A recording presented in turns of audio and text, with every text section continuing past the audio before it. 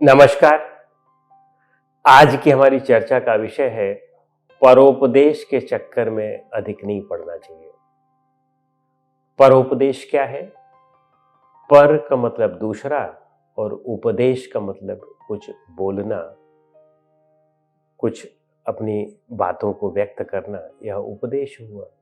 जैसे अनेक महात्मा लोग, अनेक लोग उपदेश देते रहते हैं।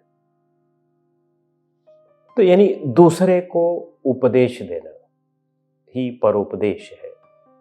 यद्यपि परोपदेश अच्छी चीज है और यदि पर उपदेश हमारे ऋषि मुनियों ने नहीं किया होता तो हम आज इस स्थिति में नहीं पहुंचते। वे लोग जो बड़ी ऊंची स्थिति में पहुंच गए हैं, यदि उन्होंने आज हमें ज्ञान नहीं दिया होता तो हम इस स्थिति में नहीं पहुंचते। तो इसलिए उपदेश देना बहुत महत्वपूर्ण है। लेकिन उपदेश का अर्थ क्या है? उपदेश का अर्थ है कि जो बातें आपने अपने आचरण में उतार ली हैं, उन्हें जब आप दूसरों से व्यक्त करते हैं तो वास्तविक उपदेश यह है। आपने आचरण में नहीं उतारा है और दूसरों को आप बोलते जा रहे हैं, तो यह वस्तुतः उपदेश नहीं है, यही परोपदेश है। और इसीलिए गोस्वामी तुलसीदास जी कहते हैं कि पर उपदेश कुशल बहु तेरे, जे आचरहि ते नर न घनेरे। यानी कि पर उपदेश करने वाले बहुत लोग हैं इस संसार में, और जो आचरण में उतारने वाले हैं वे बहुत कम मात्रा में हैं। वे बहुत घने स्थिति में नहीं मिलेंगे आपको, बहुत कम लोग मिलेंगे जो आचरण करके यानी उस चीज को अपने अंदर पचा करके तब बोलते हैं। और ऐसे लोग बहुत कम बोलते हैं, क्योंकि पहले आचरण में उसको उतारना कितना कठिन कार्य होता है। तो पर उपदेश वाले तो बहुत मिल जाते हैं और इसी कारण से वे समाज पर बहुत प्रभाव नहीं डाल पाते हैं। हाँ, अच्छी अच्छी बातें, चूंकि चतुर होते हैं, कपटी होते हैं, पाखंडी होते हैं, तो इस वजह से अच्छी अच्छी बातों को तो बोलना बहुत जानते हैं, लेकिन वास्तव में उससे जनता पर, समाज पर बहुत ज्यादा प्रभाव नहीं पड़ता है। और जब ज्यादा प्रभाव नहीं पड़ता है तो यह हमारा बोलना केवल व्यर्थ ही जाता है। हाँ, इससे ऐसे लोगों को निश्चित रूप से धन संपत्ति, मान मर्यादा ये सब मिल सकती है, लेकिन समाज का बहुत कल्याण नहीं होने वाला है। कहीं कुछ ऐसे लोग भी हैं कि जो वास्तव में होते धूर्त हैं लेकिन अच्छी अच्छी बातें बोलते हैं, तो कुछ लोगों को उसमें से बातें समझ आ जाती हैं तो वे आचरण भी करने लग सकते हैं, लेकिन बहुत ज्यादा कल्याण समाज का नहीं होता है। इसलिए हमें पर उपदेश के बहुत चक्कर में नहीं पड़ना चाहिए। जब तक हम उसको अपने आचरण में न उतार लें, जब तक हम उसको पचा न लें, और पचाने के बाद जब हम पूर्णता प्राप्त कर लें, तो निश्चित रूप से फिर ऐसे लोगों का कर्तव्य यही हो जाता है, लोगों तक अपनी बात पहुंचाना, लोगों तक अपनी बात पहुंचा करके उन्हें जागृत करना, उन्हें संयमी करना, समाज का सुधार करना, राष्ट्र का सुधार करना, मानवता का सुधार करना। फिर ऐसे लोगों का तो कार्य ही यही हो जाता है। जैसे बुद्ध और दूसरा कर भी क्या सकते थे? उपदेश देने के अलावा दूसरा कोई कार्य ही नहीं कर सकते थे, क्योंकि उन्होंने पूरी तरह से पचा लिया था।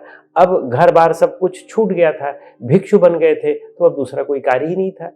लेकिन ढेर सारे ऐसे लोग जो बन भिक्षु जाते हैं, निश्चित रूप से बाहर से भिक्षु बन जाते हैं लेकिन अंदर से भिक्षु नहीं होते हैं, पचाए हुए नहीं रहते हैं। तो ऐसे लोगों को जब तक वे पचा न लें तब तक अपनी बातें दूसरों के सामने ऐसे बकबक नहीं करते रहना चाहिए।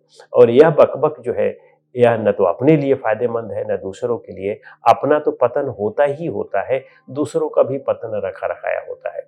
इसीलिए हमारे महर्षि पतंजलि कहते हैं कि अस्थानी उपनिमंत्रण संग आस्मरणकरणम पुनर्निष्ठ प्रसंगात, कि जब तक आपको चीजों से अनासक्ति न हो जाए और अनअहंकारी न हो जाए, आपका अहंकार का पूर्ण त्याग न हो जाए, और फिर आप ऐसी चीजों के पाले में पड़ते हैं, तो आपका पतन रखा रखाया है, पुनः पतन का प्रसंग उपस्थित हो जाता है। तो इसलिए हमें नहीं करना चाहिए। इसके संदर्भ में एक कहानी बताते हैं कि एक महात्मा जी थे, बस वो हमेशा बक-बक करते रहते थे, हमेशा बोलते रहते, तो इतना बोलते रहते थे कि वो खुद भी नहीं जानते थे कि वो क्या बोल रहे हैं।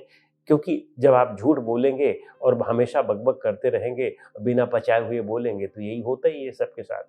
तो वे खूब बोलते रहते थे, तो एक दिन उनका प्रवचन था कहीं पर, उन्होंने प्रवचन रखा था और दिन भर प्रवचन ही करते रहते थे। तो उनका 2 घंटे का प्रवचन कहीं समय का था, किसी समय पर उन्होंने 2 घंटे का प्रवचन रखा था।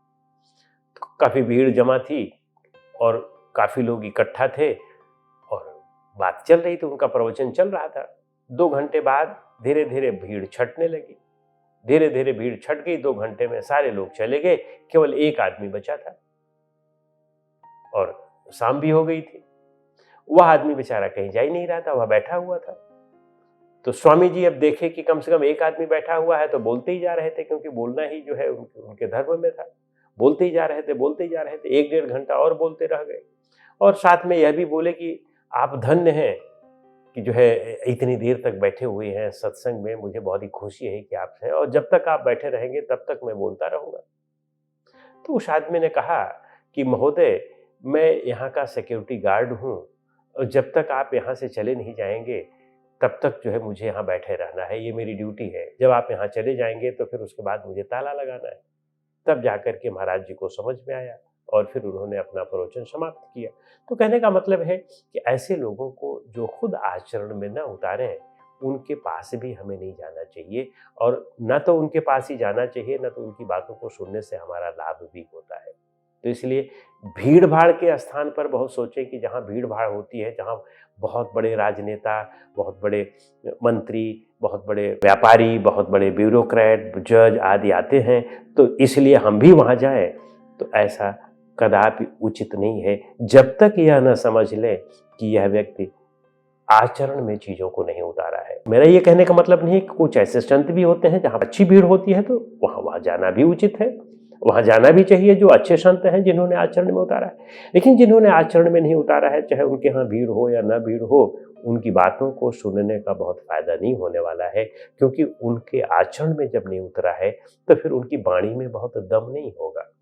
बहुत जो गहरापन होता है, जो भारीपन होता है वाणी में, वह नहीं होगा और फिर आपके समय का भी अपव्यय होगा और साथ में जो सत्य बात है, हमारा उस सत्य से जो विश्वास है वह उठ जाता है। तो इसलिए इस बात का ज़रूर ध्यान रखें। नमस्कार।